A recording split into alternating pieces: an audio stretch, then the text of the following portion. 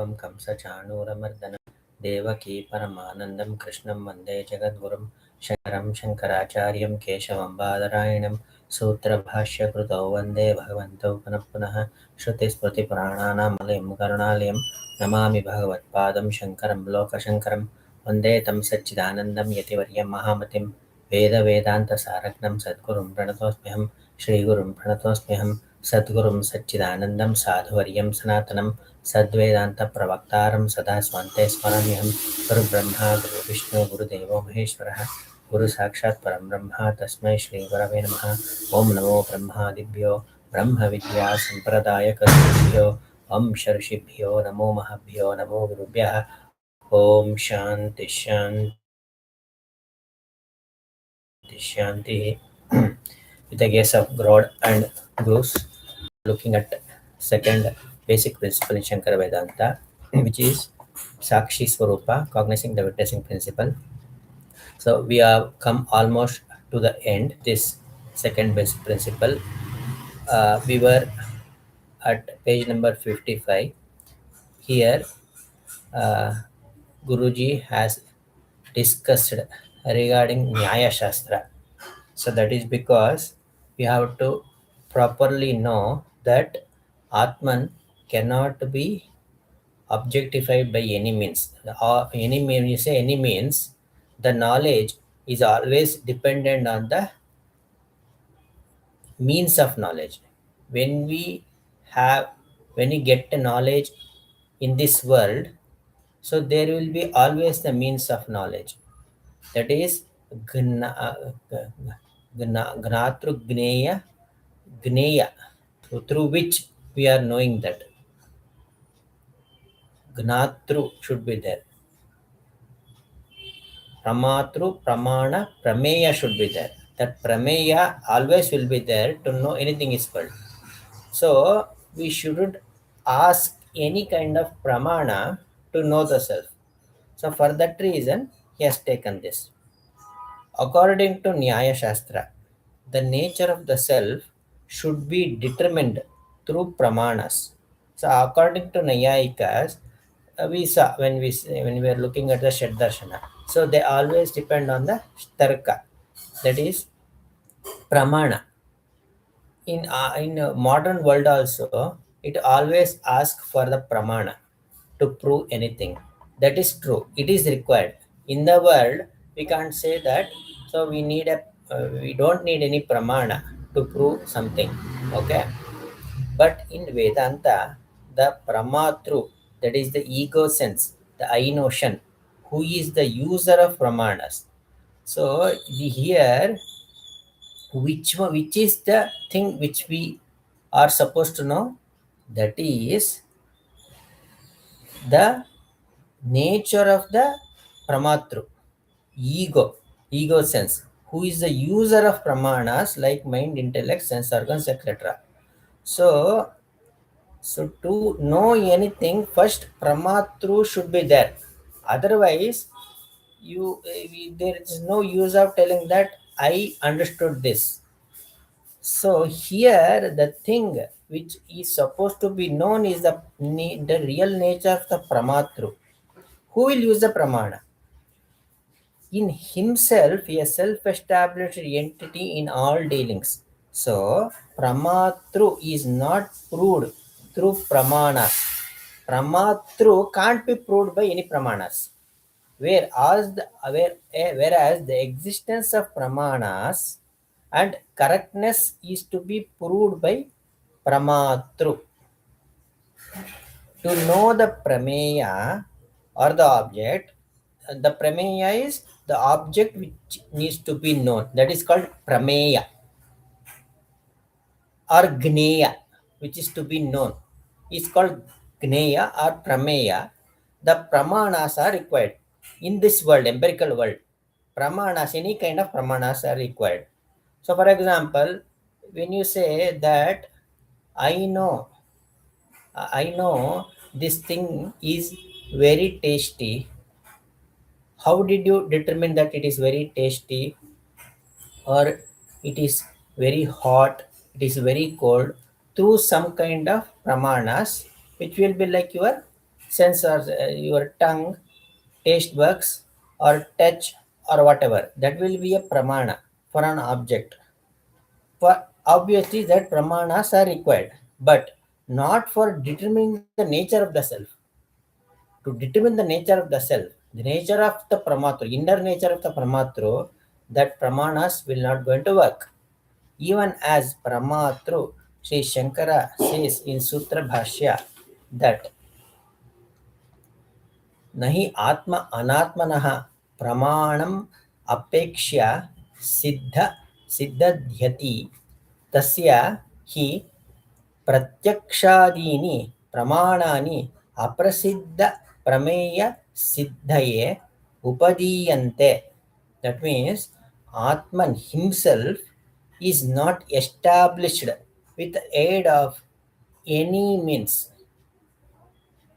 Atman, that me. So in Sanskrit, the term Atman means the concept of me. That's all. Atman, me, is Atman. Is not established with the aid of any means. For his sake of perceptive means, etc., are utilized in order to ascertain the objects which are not known. Which are not known for him, for the Atman, which are not known, he will use the prameyas. But to know himself, we will not use any pramanas. Forget about the inner self, the real Atman. Just to say that I am there, will we use any pramanas? For example, if someone asks you that, so how are you doing today? How are you, sir? How are you doing today? कैसे हैं आप? So will we think that first let me establish myself whether I am there or not. So then the questions comes whether that I is doing well or not. Will we say that? Never. So because the the concept of myself is Swayam Siddha. It is always there. For that we will not find any pramanas. Right. So if at all, if it is an object for you, that if someone says that, so how your pet dog is doing, so we have to see whether that pet dog is there or not in your home. So then you will say, oh, it is there, it is doing well. For yourself, you will not find any kind of pramanas to any kind of sense organs. You will not determine that you are there. So, but Atman, so who is innermost self of that Pramatru, it is not required any Pramanas. In the Gita Bhashya 2:18, so Acharya say that Siddhehi,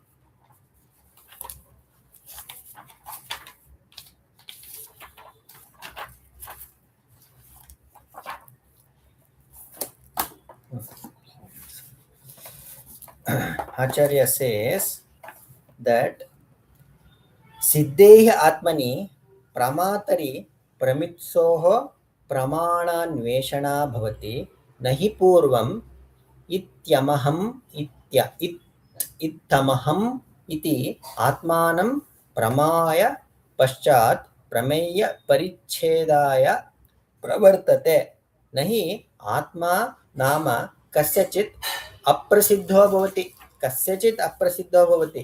That means only when the self stands predominated, only when the self stands predetermined as the knower, when the self stands predetermined as a knower, there is a search for a means of knowledge by the knower. Okay. Indeed, it is not that one first determines oneself as I am such or I am not such through the instruments of knowledge. So that's what I explained just now.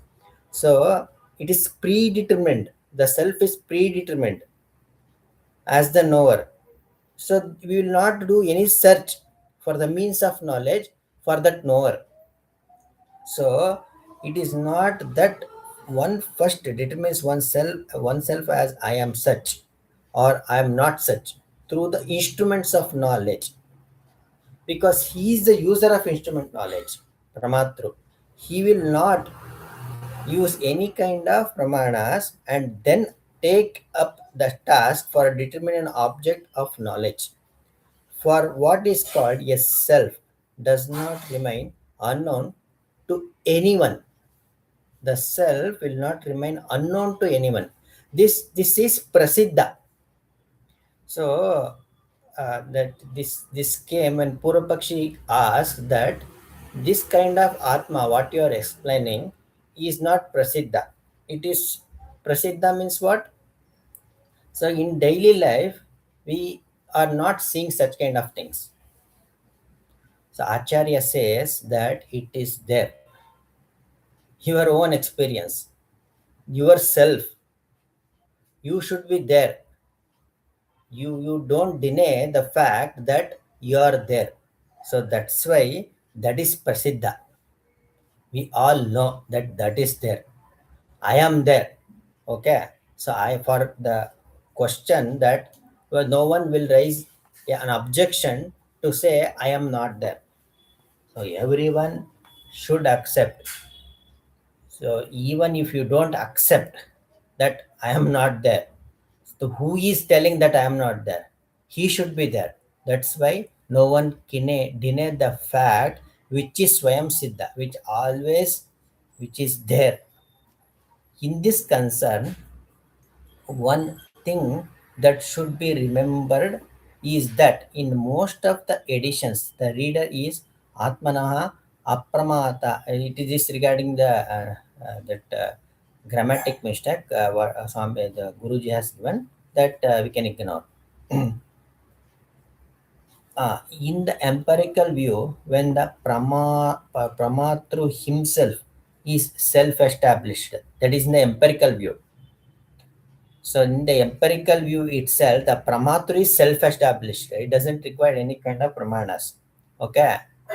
There is no necessity to say that the nature of the self, who is the witness of the Paramatru, witness of the Paramatru, that we have to find.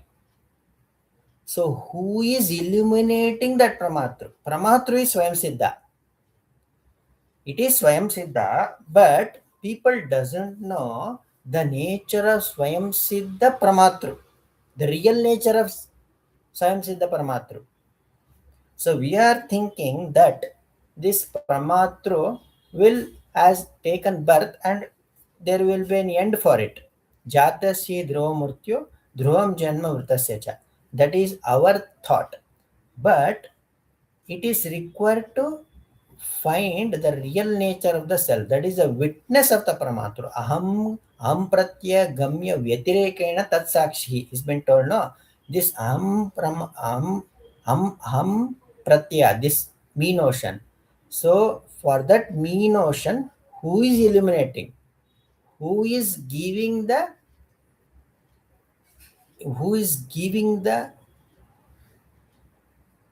being for that, this Pramatru, that we have to identify, should be known by pramanas. Witness of the Pramatra should be known by pramanas. For this reason, Shankara has said, here is chronological order, the word Siddhehi Atmani. This denotes the true nature of the self, who is the witness. Pramatarhi. This denotes that the same true nature appears as if he has taken the garb of Pramatru or ego through the adjuncts like intellect, sense organs, etc. So it will garb, that means it will pervade all the sense organs, as if when it pervades, what will happen is it will become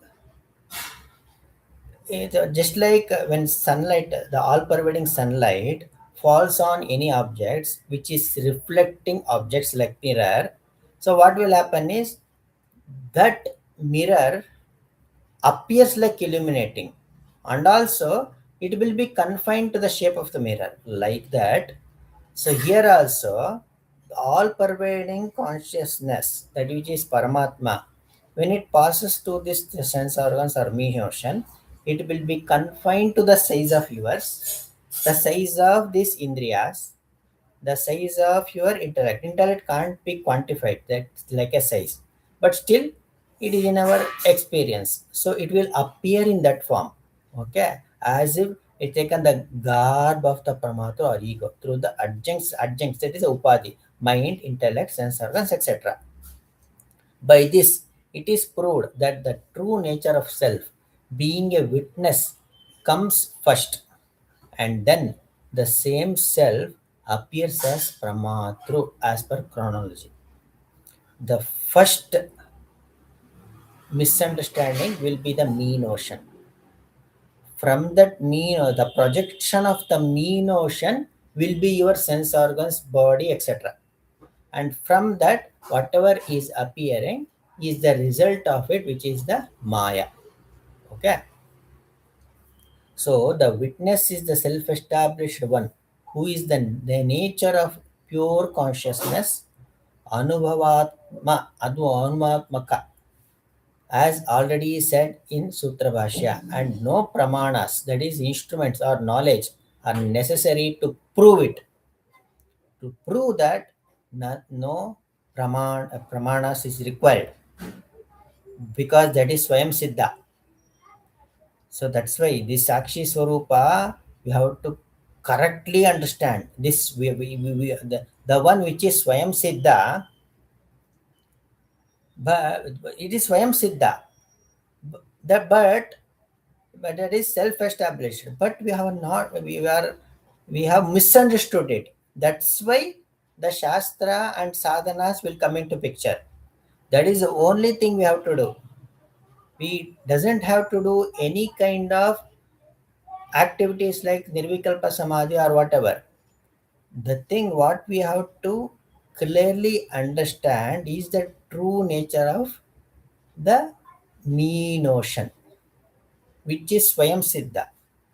So that's why we have to study Vedanta.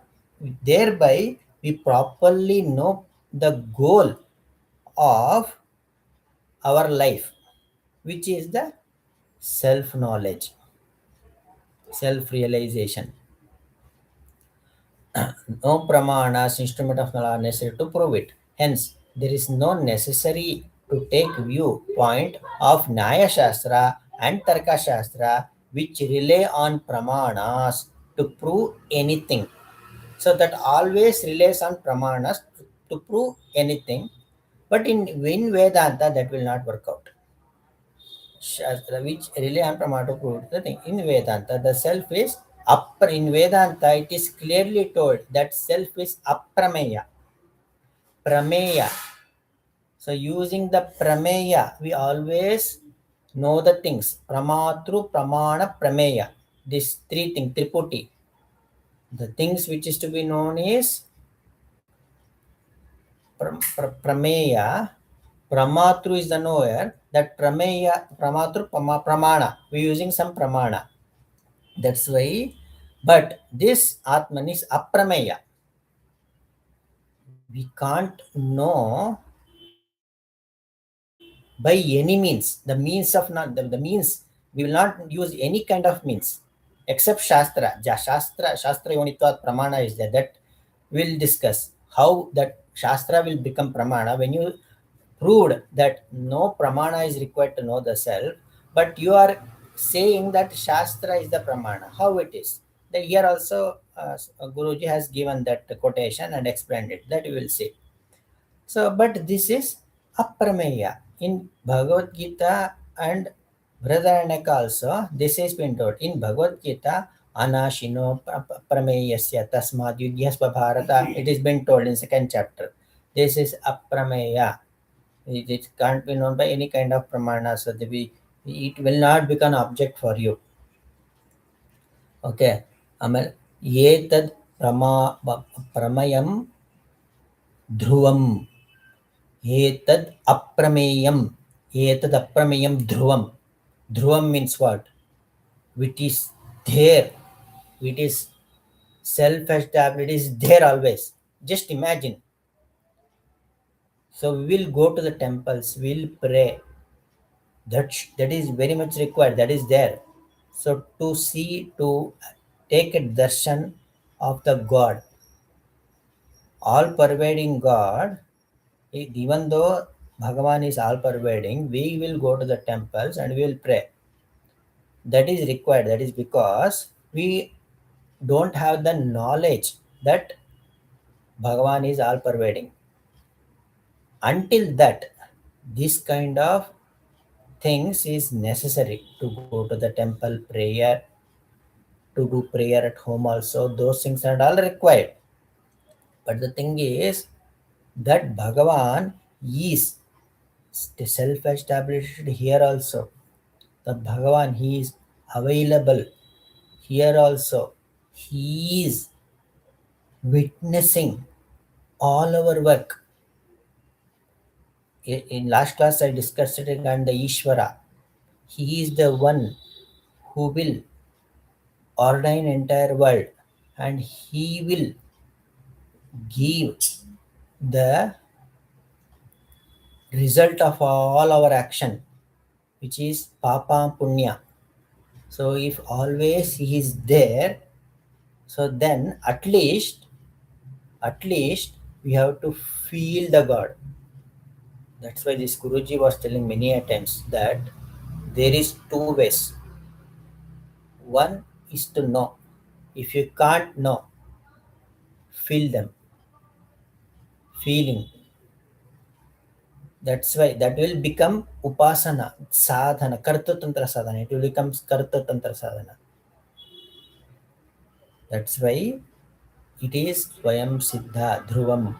It is true that in Vedanta also it is accepted that the Shastra is the Pramana. See, till now it is told Atman can't be known by any kind of Pramana. But now in the Vedanta it is accepted that Shastra is the Pramana. In Brahma Sutra Bhashya, Brahma Sutra, one sutra itself is there, which is Shastra Yonitvat. Okay, to know the self and the Upapatti, that is, Tarka is necessary to perform Manana. Here, no Tarka is required, it is told. So it can't be determined by any Tarka, it is told till now. But here, some kind of Tarka is also required, is been mentioned. Let us see what is that. To perform Manana. Though this the through this is though this is the thing, Shastra is pramana here only to negate the not self and to rescue the aspirant from the wrong identification with not self. That's all. So how Shastra will become pramana? It will not become pramana like how we are using pramana to know the things in this empirical world, but it will become pramana to negate the things which is not the self, not self, and rescue the aspirant. It will rescue, the Shastra will rescue the aspirant from the wrong identification. Now we are in the wrong identification. That's why Adhyasa Bhashya is important. First, we have to know that we are in the wrong conception, misconception. Sarvatrika, everyone, my father, my mother, and future sons, everyone is in the realm of avidya. Okay, that's why Shastra only will come to rescue from this avidya. Those are all the rescue teams, rishis, gurus, and all are rescue teams. So we will be there in that. For that, first of all, we have to identify that we need a rescue. If are you are in a state where you you say that no kind of rescue is required, I'm not in a banda, then no one will help.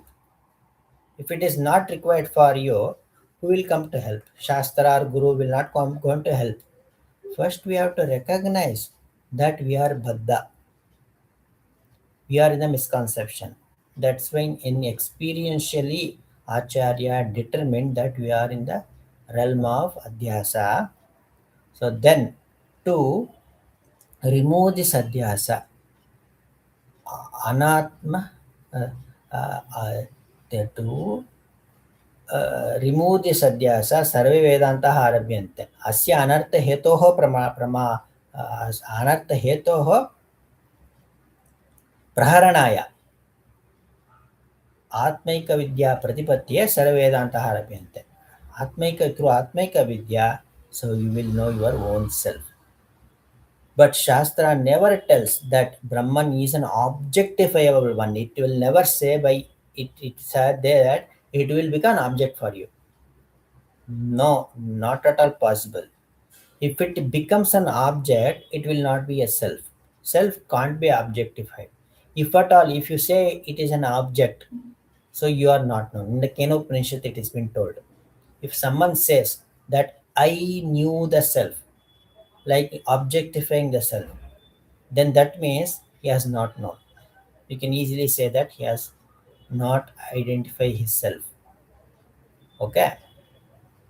On the other hand, it declares that the Brahman is not objectifiable by any means. That is, it can neither be perceived by means of the sense nor can it be conceived by means of the mind or intellect. It is yourself and remains as the eternal witness. It will remain ever, whether it will not, it is not dependent on your any kind of properties like your body, mind, and intellect. It will be independent. Whether this exists or not, it will continue to be there. For example, if it is not existing, this Pramatru, this Jiva, will not be existing in deep sleep state, but still your existence will continue. In the dream state, this Jiva is not there. Some other Jiva you have taken an identification, but still your witness will continue to be there. It is yourself and remains as the eternal witness. Hence, from the standpoint of removing the wrong notion regarding the Brahman only, the Shastra is called the Pramana. That's all. For that, it is Pramana. To remove that wrong notions, whatever is there, that it is a Pramana. First, it has to accept the things which you are saying that it is true, then later it has to be negated.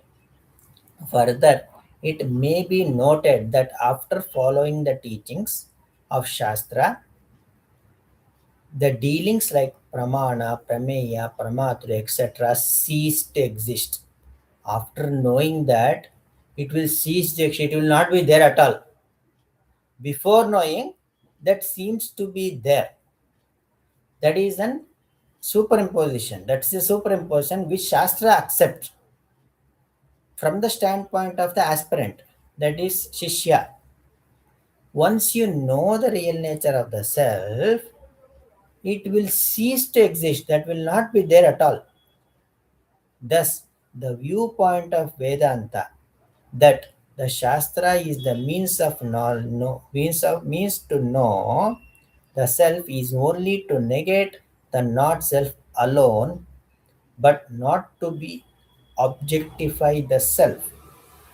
The reader is referred to the following Bhashya quotations regarding this. In the Gita Bhashya, Acharya will say this like नहि आत्मज्ञाने यत्नकर्तव्यः किन्तु अनात्मनि आत्मबुद्धि निवृत्तावेव यत्नकर्तव्यः. Like Atman can't be known by any kind of efforts. Effort is not required to know the self. But effort is required only to cease the identification of not self. That's all. Atmani, Anatmani, Nivruttaveva. So what the one which you are thinking that that is me has to be seized, that's all. But the scripture is the final authority, pramana, by way of merely negating superimposition of the qualities. What are all superimpositions are there?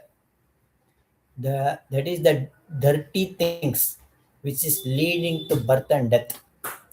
That qualities that has to be negated, refuted, that do not belongs to the self, that doesn't belong to the self, but you are claiming and thinking and has taken a standpoint, bonding to it.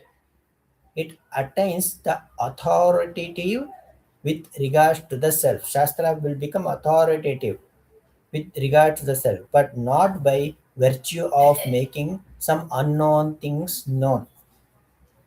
It is not the one which will be Swayam Siddha, which is Swayam Siddha. Once this wrong notion is removed, then you will have the right knowledge. That's why Atma Gnana doesn't mean that which has to be achieved newly. The one which has to be achieved like Swarga Narka, it is an achievable things. You have to travel there, and which will be a new thing which will come to you. But it is not like that. Here the opponent, what he will ask, if Brahman be not an object of knowledge. It is true that it will be an object of knowledge. You don't bring your tarka, nyaya tarka over here to Praman. It will not be known by any means of knowledge, is told by Shankara Acharya. That's why the opponents, the Purvapakshi tells that if at all, if that is the case, it cannot logically be presented by the scriptures as stated in Sutra Bhashya 113. Why you are telling that it can be known by the scriptures? Vedantin, that is, Acharya will say not so. For the scriptures aim at the removal of the differences fancied through ignorance. That removal of the differences, that's all, which is appear to be there with you, which is the projection of the ignorance. Not that the scriptures seek to establish Brahman as an entity referable objectively by the word. This Brahman is not presentable positively by saying this is so. It can't be say like an object presentably positively by saying that it is so and so. The teachings will be always in a refuting way. Not this, not this. It is not like a positive. A positive means what? So it is not which is the new thing which has to be known. It is always Swayam Siddha. For that Swayam Siddha Vastu, there is no meaning to say that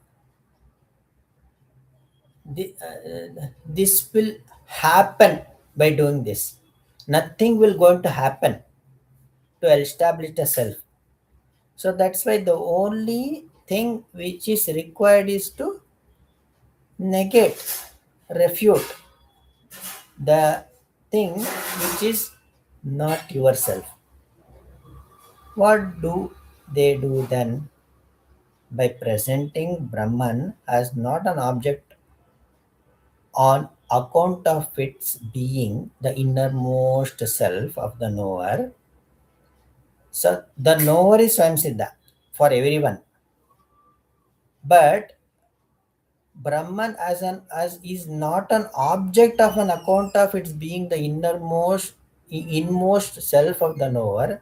They remove the differences of the known, the knower, and the knowledge. That is Tripoti.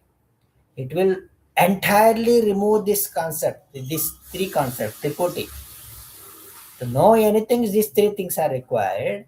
But this Shastra comes, when we follow through the teachings of gurus with purified mind, at the end of teaching, so one will realize that these three kind of triputis, pramatru pramana prameya vyavahara, will cease to exist. It will not at all be there. Atman alone will remain, and the knowledge that are fancied through the ignorance, avidya kalpitam vidvevad sutras, as the Sutra Bhasha 114 has told, these are all the avidya kalpita. It will remove those which are avidya kalpita. So here, Shastra is pramana from the point of superimposition, which is quite unlike the other pramanas. All the pramanas in this world is different from the Shastra pramana of Vedanta. So also, Lakshana of self or Brahman is described in Janmadhyasya Yataha Sutra. Janmadhyasya Yataha Sutra, Atman doesn't have any kind of Lakshana. If at all, if you want to say any kind of Lakshana, so in Janmadhyasya Yataha, it is been told that the entire world, the world which is there in front of you, it is the source of the world. That is a Lakshana, if I want to say that. It can't be directly, it can't be mentioned positively that this is the Lakshana. If you want to say, what is Lakshana? If you want to explain anything, you have to tell some characteristics of it. If at all, if you want to say what is uh, a mango, you have to say that it is a fruit, it is one Lakshana. And another Lakshana is it will come only in summer, that is another Lakshana. It is tasty, the another Lakshana. It is rich with vitamin A, that is another Lakshana. Like that, this Lakshana will not be there. But how to know? So if you want to achieve self, realize self, you have to know some Lakshana. No? People will ask that. That's why Shastra will tell that Lakshana. So the one which you are seeing, this prapancha, which has got aneka kartur bhokta pavartakaha, well regulated by time, space, and causation, and this is aneka kartur bhokta pavartakaha, देशकाल क्रियाकारक फलाश्रयस्य फलाश्रयस्य मनसा अपि अचिन्त्य रचनारूपस्य अस्य जगतः. It can't be this world itself. We can't able to understand properly. Manasa api achintya rachana rupasya asya jagata. This entire world. Brahman is the source of this entire world. That is Lakshana. So like that, some kind of Lakshana is told in that way. Okay. And Satyam Gnanam Anantam Brahma. In Taittiriya Upanishad, it is told, it is Satyam Gnanam Anantam Brahma. What does it mean? This is also not a positive way. Some people will say that there are two kind of bodha in Upanishad, like positive bodha and negative bodha. It is not like that. They claim that these are all the positive bodha, where it is told that it is Satyam Gnanam Anantam Brahma. Negative bodhas are like Neti Neti. It is the negative bodha, they will say. But fact is not like that, because here also there is a bodha to negation. What does it mean? Acharya will explain in the Taittiriya Upanishad. When you say Satyam, the one which are all you are thinking that it is Satya, it is negated by saying that Atman itself is Satya. Anantam, because you are thinking that this is Santa.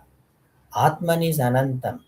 That alone, Brahma, that's why it is also a teaching by the method of negation, etc. are also called Lakshanas from this standpoint alone. That's all. From that standpoint, it's been called Lakshana. But in fact, but that Atman doesn't have any kind of Lakshana. That you have to note. Okay?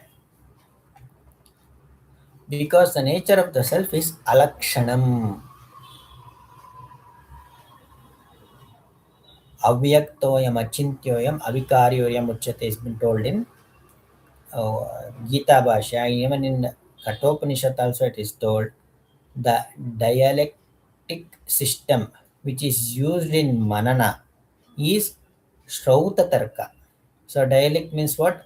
The logics, which the logic system which is used in Manana, the system which is used in Manana is Shrauta Tarka. So that question came now. So Tarka is, you told that Tarka by it can't be determined by any kind of Tarka. But there is one Tarka which is Shashruti Anugrahita Tarka. That is called Shrauta Tarka, Experiential Tarka, Anubhavanga Tarka. Through this can be known is the Shrauta Tarka itself, which is relying on the intuitional experiences but not the gym, gymnastics of the intellects. That will not work. Gymnastics of the intellect, chaturya of buddhi, how it will not work out. You might be more intelligent in this world, whatever it can be. You might be having many degrees or many phds you might have done. You might be having a very good memory. That will not going to work over here. The only thing which will work out is to properly use the pramanas of Shruti. That's why in Bhagavad Gita Bhashya 1850, Acharya will say that who who can't know the self, Samya Pramanesha Akrita Buddhi. So those who doesn't have the kind of intellect which is in a way that it can't use the pramanas of Shruti. For that, one kind of purification is required, without which we can't know the self. So that's kind of Siddhi Gnana Yoga Vyavasthitihi. Our Antakarana, our mind should be ready to the grasp the teaching of Shastra. So that's why before this, those kind of Kartrutantra sadhana are very much required, like Karma Yoga, Upasana, Japa, those all are very much required. After that, you will be ready to grasp the teaching of Upanishads. So that's why, if you say that you are an intelligent, rishis will say you are not an intelligence, because this intellect can't be taken to the deep sleep state. Okay, so this dialectic system also has taken its shelter in Anubhava, intuitional experience. Okay, this is there. It is, it has taken shelter in the Anubhava. That logic, whatever, it is there in the Anubhava. Sri Shankara has clearly stated the nature of such Shrauta Tarka in Sutra Bhashya 216. That is the Shrauta Tarka. Now, in the sixth point, he has given some important sentences regarding the nature of witnessing consciousness that we will complete today. Today we will complete the class on the this Sakshi. Tomorrow, if possible, we will take this study circle on this. The following sentences are very useful to take a stand in one's own true nature of the witnessing principle of life through Viveka. This process is called Anusandhana. Atmanusandhana. A few sentences are shown here as an example for the Anusandhana, Atmanusandhana, to contemplate properly.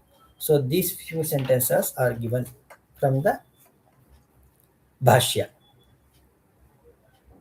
First one through Brihadaranyaka Upanishad, where it says that the seer has two kinds of vision. The seer, the drishti.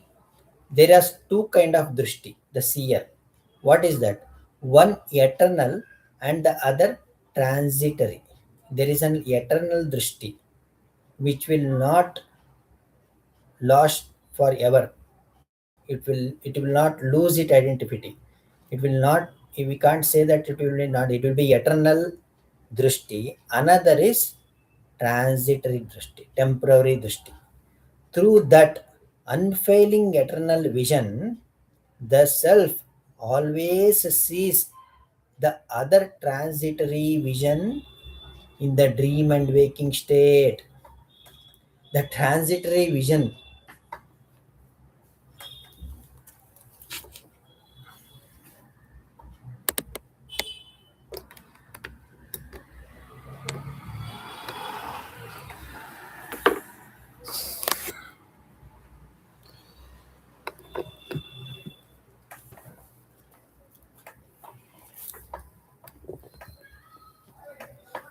uh, it is just like an illuminating thing. Just like in an example which is mentioned on the mirror. So mirror doesn't have its own illuminating power. It is borrowed by sun. So just like that, here there are two kind of drishtis. One drishti is eternal, like sun. Another drishti is borrowed drishti. This drishti doesn't have its own existence. This borrowed drishti, which will be there in waking and dream. But the thing is, we have taken identification that this drishti is permanent drishti. From this itself, I am able to perceive the world. This is the wrong notion. As idea and perception respectively and becomes the seer of the sight. So this eternal seer is the seer of the sight. Drushtre, drushtre drashta. Drushtre drushta. It is drushtre drashta. This drushti.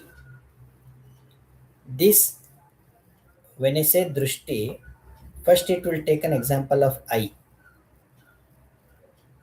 The same word can be used for other sense organ also, like ears, nose, etc.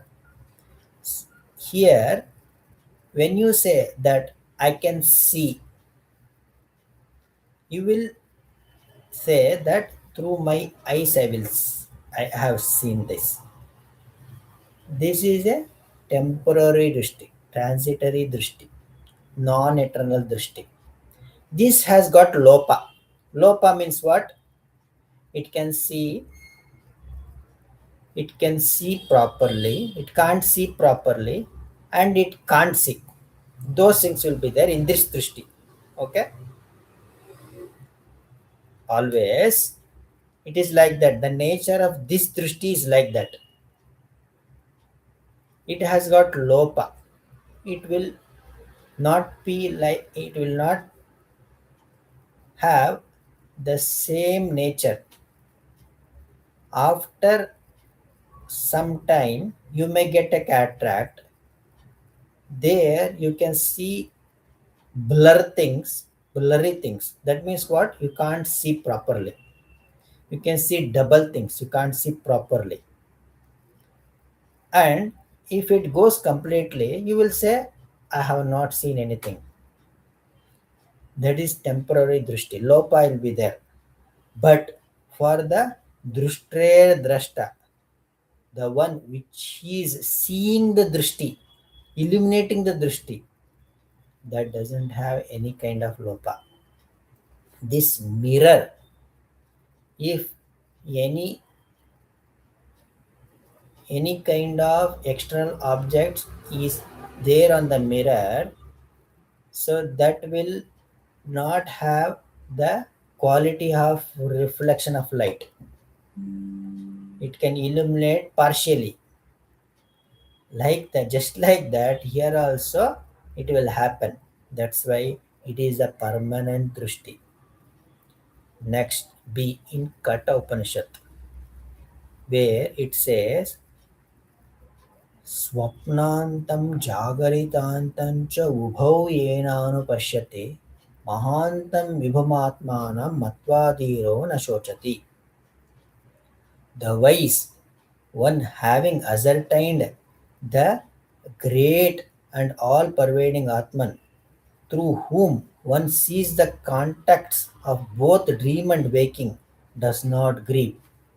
Swapnantam jagaritantam. One who is the seer, that is with direct anubhava, nera anubhava, sakshat anubhava, who is illuminating the entire waking state as a whole, who is eliminating the seeing, who is seeing direct drishti.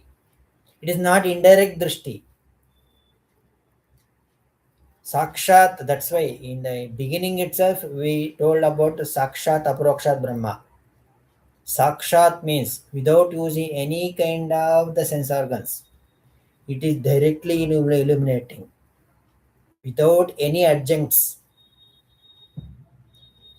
directly seeing the entire waking state, the entire dream state.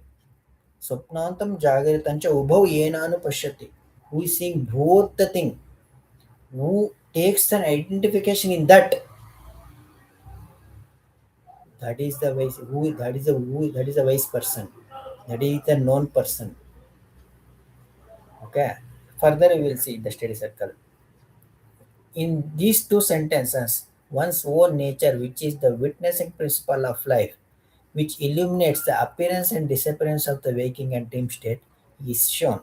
Similarly, in Kena Upanishad, Sarva Prama Sarva Pratyaya Darshi. It is very important. It is Sarva Pratyaya Darshi. Here, waking and dream state has been taken. Whereas in the Kena Upanishad, that Pratyayas has been taken. All the Pratyaya, that concept, I explained regarding the Pratyaya. Okay, I will further see in the study circle because I am thinking that, yeah, let me complete this Sakshi uh, by today itself so that we can take the study circle from tomorrow. Okay, all the pratyaya, because one when there is one pratyaya, another pratyaya will not be there in that place. One pratyaya has to dissolve, then another pratyaya has to take a stand. So that's why all the pratyayas which is happening in our mind, who is darshi, who is seeing that all the pratyaya. So from that itself, we can say that we can know that previously this pratyaya has come in my mind. Now this pratyaya has come. So through that witnessing principle itself, you can be able to know that the self that encompasses all ideas acquired through the intellect as its objects is known in relation to all these ideas, being the witness of all cognitions and by nature nothing but the power of consciousness. The self is indicated by the cognitions themselves in the midst of cognition as non different from them. There is no other door to its awareness. Therefore, when Brahman is known as the innermost self, that is the witness of cognitions, different kind of cognitions. When you determine that it is the self and witness of the innermost all the cognitions, then it is known that that is to say, then there is its complete realization. That itself is a complete realization. That is the end of your goal. Here there are 3 points to be observed. One, the nature of self is the witness for all vrittis, including the mean notion. All the vrittis including the mean ocean, because on the mean ocean itself these kind of vrittis are appearing, the concept, the pratyas are appearing, including the mean ocean. It is a witness, self is a witness. Second one, vrittis are vrittis are many, but the eliminating self is only one. There are multiple vrittis. Through those multiple vrittis itself, we are perceiving this world. We can able to know this world. We are doing our activities in world through the multiple vrittis itself, and through the movement, continuous movement is happening. This vrittis movement is happening. From that itself, we are understanding the things. But illuminating self is only one. Illuminating self, the one which is illuminating all the vrittis is only one. Third, that vrittis, including mean ocean, are pervaded by the nature of consciousness of the life. It is not like the vrittis are different from the witness. That witness is pervaded by this vritti. All the when vritti arises, it will be pervaded by the self. So then only you will say that I identified this thing. There are many things to say about this. So just to complete this topic, I'm just telling this shortly. We will see in the study circle, because in the study circle, we'll be having the question and answer session. Thereby, you can understand correctly, okay, without any doubts. So these vrittis are like the waves in the oceans of consciousness. Observing this, when the pervasiveness of the consciousness is discerned in the vrittis, then that nature of consciousness is pratyaya, pratyagatma. The same thing is shown in the following Gita Bhashya also. That is pratyaya, pratyagatma. This pratyaya vritti, pratyagatma. So pratyayas, pratyak atma. Who is the atma of this vritti? That we have to identify. In Gita Bhashya also, is it told all the activities of the world in the form I ate this, I see, I hear this, I experience this happiness, I suffer this sorrow, I shall do this for that purpose, I shall do this for this purpose, I shall know this, etc. Indeed arise owing to their being the objects of consciousness. They verily exist in the consciousness and culminate in the consciousness. They will arise in the consciousness and will culminate in the consciousness. There is no other route for it. It will exist. So through that vritti, we have to recognize the self. Through that vritti means it will not become an object for vritti. The thing, outer things, whatever we see, we are seeing, perceiving, it is an object for the vritti. But this will not be an object for vritti, but using this vritti, we have to know the source of the vritti, from where this vritti is coming, so that we have to carefully observe. By that only we can able to realize our true nature. The significance of the sentences is that the word avagati denotes the true nature of the self. Avagati, the one which will culminate, all the vrittis culminate, that is avagati, denotes the true nature of the self. And all type of vrittis or notions or ideas appear in the nature of pure consciousness and merge in the consciousness alone, just like waves in the ocean. Waves are not different from the ocean. Just like this, vrittis are not different from the self. And also in the Adhyasa Bhashya, same thing is discussed. And similarly in the Gita Bhashya also, this has been discussed. This anyway, let us cover this in study circle itself, so that we will complete the second basic principle. So then we can move to the third basic principle, which is Adhyaropapavada, or we can take up sadhana part, because after knowing sadhana part, it is easy to know the Adhyaropapada Prakriya also. Either way we can do. After knowing Adhyaropapada Prakriya also, we can able to do the sadhanas also. But I am thinking we can see the sadhanas, the verses in the Kartusan sadhana after this topic, after completing the study circle. So now we'll end by doing the prarthana. Om Namo Brahmadibhyo Brahma Vidya Sampradaya Kartrubhyo Om Sharishibhyo Namo Mahabhyo Namo Gurubhyah Om Shanti Shanti Shanti Hari Om Tassasya Krishna Namaste.